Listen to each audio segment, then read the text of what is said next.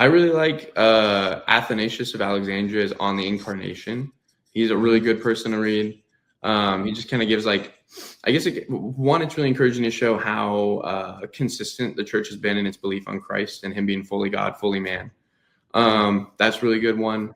I also really like, I think if you want to get into like the weeds on like maybe some of the debates about like church authority and church and communion and bishops and all that stuff, Ignatius of Antioch has a lot of letters that are worth reading. Ignatius of Antioch also learned from the Apostle John. So you have Jesus, John, Ignatius.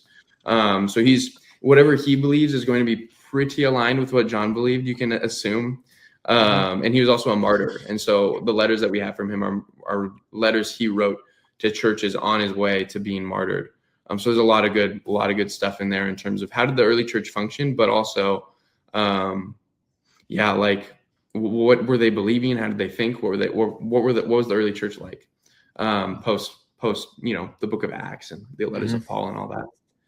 And then I think maybe one more that's maybe more of a grind. I'm reading it right now. It's more of a grind, but it's definitely worth it is.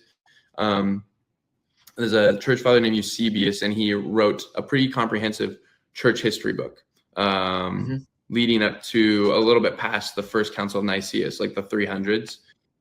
He goes, from Christ to the 300s. That's a pretty helpful book to kind of get a good idea, like how the early church developed, and a little bit more of how it functioned and whatnot. So I don't know. There's so many good church fathers. I would start with Ignatius and Athanasius, definitely.